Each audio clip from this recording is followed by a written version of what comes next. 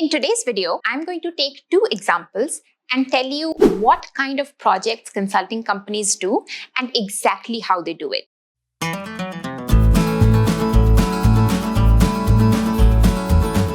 Hi everyone, welcome to Insider Gyaan. My name is Soumi. I'm an IIT Delhi and ISB Hyderabad graduate, and I have been working in the banking and management consulting industries for 9+ years now. On this channel, I share my experiences and get my friends to share their experiences as well, so that it can help some of you in your career journeys as well. If that's something that interests you, please consider subscribing. So a few weeks back, I made this video on what are the different kind of things consulting companies can help clients in, because that's one of the most common questions that I get. And during that time, I promised a part 2 of this video where I'll be sharing with some examples. What is the approach that consulting companies would usually follow? What kind of frameworks will they use? What is the output of these kind of projects? Basically go into a little bit more of detail. So आज के video में I'm going to share two examples talking about project number 1. Let's talk about a project where the consulting company hires you to know more about the customer and the market in general.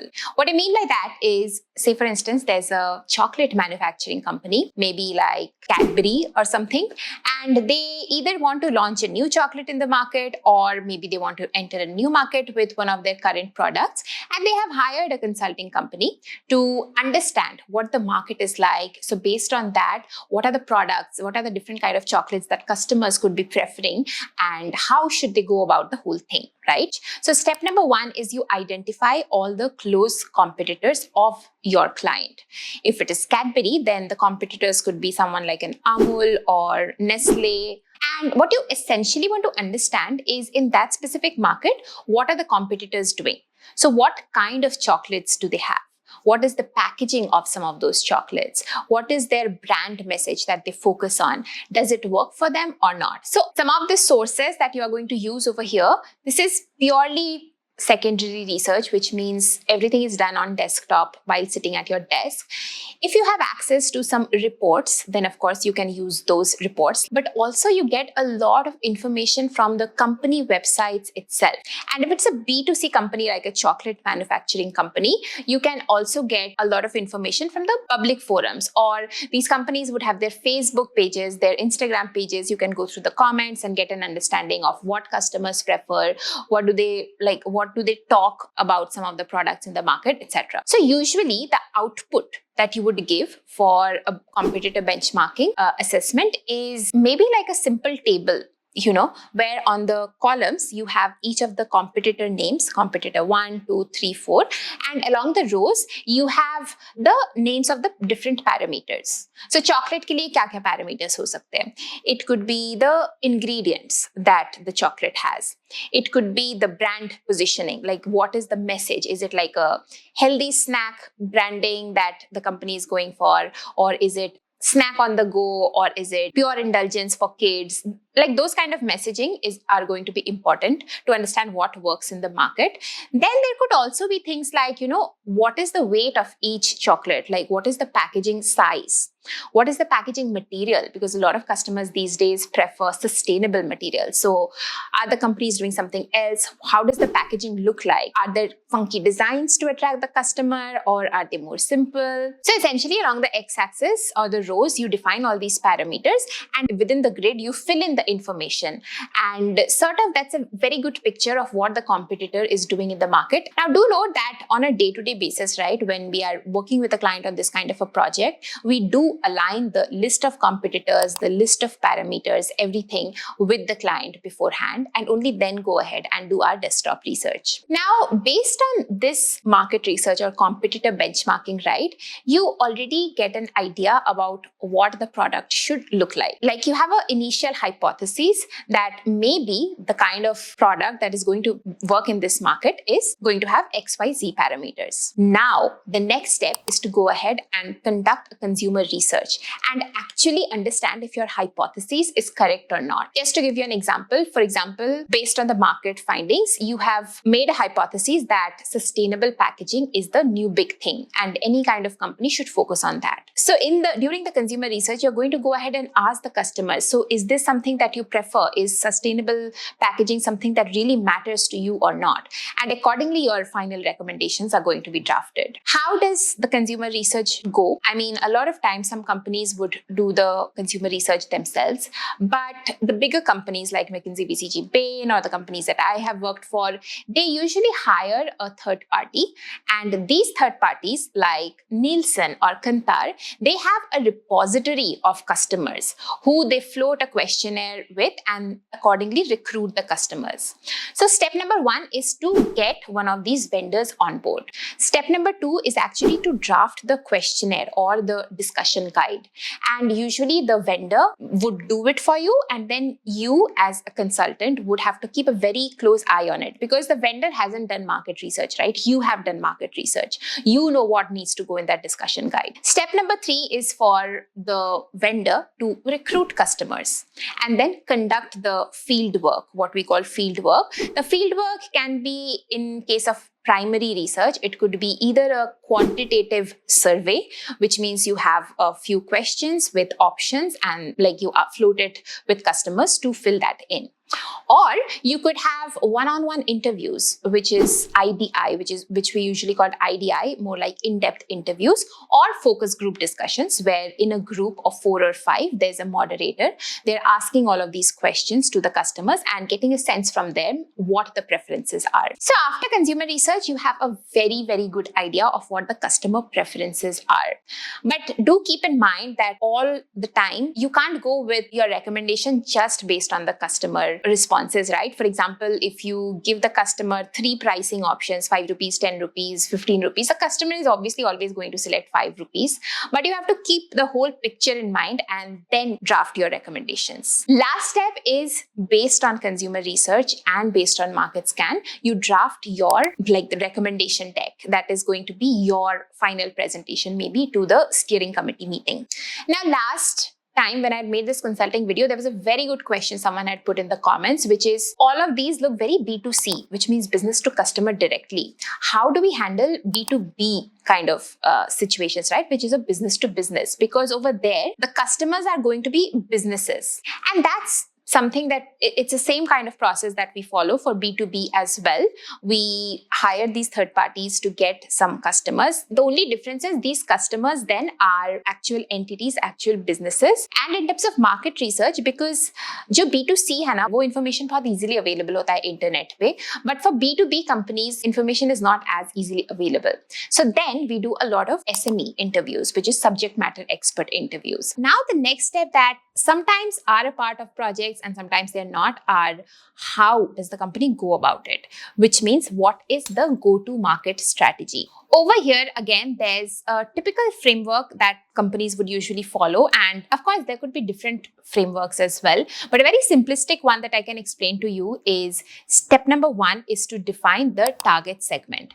Like if you think that your chocolates are being consumed by kids, teens, and also adults, then do you want to target all of them or do you want to target only one specific segment? And it's possible that the company wants to go for all of them. But in that case, they need to see that the go-to-market strategy is different for each of these segments, right? Because each segment is going to react to a particular campaign in a different way. Then step number 2 is to define the marketing communication. As a chocolate company, what is the message that you are trying to convey? What is the top of mind behavior that you want people to leave with? Just to give you an example, if it is for adults, you may want to focus on maybe dark chocolates, maybe a health aspect of the chocolate, or maybe if it is for teens, then you may want to focus on it being a snack on the go. Now, one very important thing over here to note is that sometimes your consumer can be different from your customer. Especially this happens, say for instance, in case of small kids, right? The consumer, whoever is going to consume the chocolate, is going to be the kids. But they are not necessarily buying the chocolates all the time. The customer who is going to buy the chocolate could be the parents. and they might have a different angle to looking at a product than the kids. The kids might be wanting a chocolate, but the parents would probably want a healthy kind of a chocolate, right? So those kind of messaging differences need to be kept in mind when drafting the marketing communication. The third thing that you need to look for are the channels. What are the channels that customers spend most of their time at? And that is where you put your products and make the customer aware of this new product that is coming into the market. It could be social media, it could be within social media also, it could be Facebook, Instagram, YouTube. Then outside social media, there could be all these billboards that are there on highways. There could be TV commercials. There could also be partnerships with some of these department stores where you have the posters, etc. And then the last thing, number 4, that you have to define are the type of campaigns. What are the different type of campaigns that you're going to go for across each of these channels? So for social media, one type of campaign could be an influencer campaign. Another type of campaign could just be running simple Facebook or Instagram ads. One campaign that's really working these days for a lot of products, be it consumer goods, be it banking products, a lot of things, is gamification. Because gamification, if you design a game around a particular product, you can get the customer to engage in it. And think of it as this, right? If you scroll social media and if you have seen a chocolate advertisement, you will probably keep scrolling and the recall factor is not going to be as high. You may not remember about it the next day. But if there's a game, say for instance, that Cadbury has arranged around their particular product in a mall, you happen to go to the mall and you happen to play that game and you happen to win that, like the prize. Or even if you don't win the prize, since you have been so deeply involved in the game, you would remember the recall factor is going to be much, much higher for games and general gamification campaigns. Another optional piece in this kind of a situation could be building a business case. What does building a business case mean? You sort of define all the parameters and see what the profitability for the company, if they launch that chocolate in the market, could look like in a span of say next 5 or 10 years. So you have to estimate number of chocolate units that the company could sell. You have to estimate what the pricing is that the product is going to be launched at, and take into account all the costs that are going to be taken into account as like marketing costs or manufacturing costs, and finally come to a P&L, like a profit and loss statement. I feel like this video might be going a little long, but quickly let me put in another example for you. Now, the first example that I mentioned was more of a strategy project.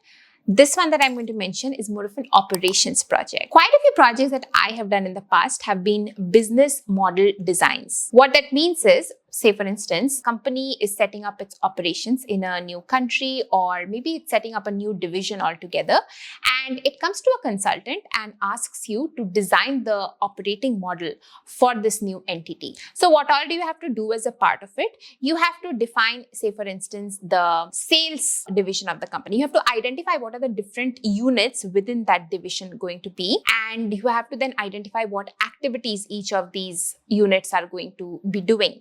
Now, for this, right, there's a very popular framework that we follow is people, process, and technology. These are the 3 key things that you are defining as an operating model. So step number 1 here is to just set out the different divisions, right? What could be the different divisions of a new entity? There's definitely going to be sales and marketing because they are the ones who actually bring in business. Secondly, there could be product. So product guys are product experts. These are the guys who know in and out about the product that this company is selling. They will know anything about the trends that are going on in the market, what competitors are doing, and be able to fine-tune the product on a yearly basis if required. Then there are all these operations related guys, right? After a sale has been made, someone from operations need to connect with the customer at the front end and, for example, onboard them if it's a service industry. Or there could be customer service. If the customer is facing any issues after buying the product, then they could be reaching out to the customer care, and customer service is a huge part of operations. These days, since technology has taken over the world, IT and tech is also a huge part of operations because there are so many tech systems that are there within each company that there needs to be like a unit altogether who can manage, who can define what are the different tech components needed. And lastly, lastly, within operations itself, there's a finance division as well, because these are the guys who are going to keep a very close eye on the revenue of the company, on setting targets for the company for the next year, etc. After operations, the one additional business unit that are usually there is legal and compliance. These are the guys who make sure that the company doesn't fall into any legal complications, and if it does, then there's a team of lawyers to help them. Now, depending on the size and scale of a company, there could be subdivisions within each of these entities. How do you define these? There could be really 2 or 3 sources, right? One is you talk to competitors via, subject matter expert interviews, etc., and understand what the competitors are doing. Secondly, all of these companies, all of these big consulting companies would have done for sure some or the other similar kind of project. So there's a lot of related content from past projects that you can learn from as well. Now, as a consultant, after you have defined these business entities, the next step for you is to define the number of people in each of these entities. How many people will be required to seamlessly conduct all the processes? Thirdly, what are some of the processes? How is information going to flow from one entity to another? What are the different processes that need to be set up? And lastly, there's also going to be a governance structure that needs to be set, right? Because there are going to be a few people who will actually be doing the work, but there could be some others, maybe like a leadership board or the board of the company, who are going to approve some of those decisions. So what's the governance structure going to be like? And lastly, as a part of operating model, quite a few times you also define a bit of what are the tech systems that will be needed on a high level. The very last step in any kind of business model transformation or business model design kind of projects would be the implementation roadmaps.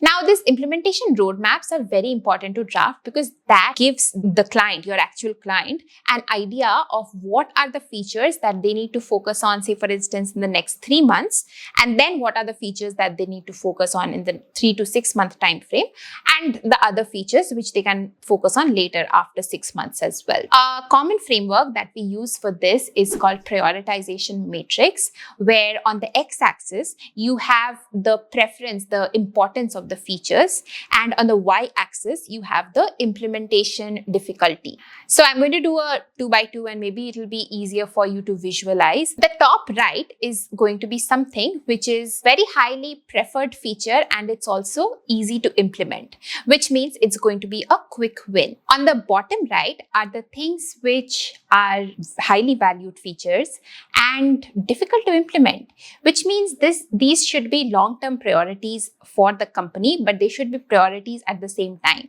I usually call these strategic priorities for the long term for the company. Then if you come to the left side are the features which are less valued. Bottom left are the ones which are also difficult to implement. So if these features are less valued and difficult to implement, then the client might as well dump it, right? Why focus at all on those features? The last ones are the top left, which means these are not as easily valued, but they're easy to implement. They're easy to implement for the company. So these are more like low-hanging fruits. Okay, that's all I wanted to cover in this video. I hope it was not too long and I really hope you took away something meaningful from this. If you would want me to make more such example like sample project kind of videos, let me know in the comments and I would be happy to make them. And if you like this video, please hit the like button. Please subscribe to the channel. Help this video with the YouTube algorithm and help this video reach out to more people. Thank you so much and I will see you soon in the next one. Till then, bye.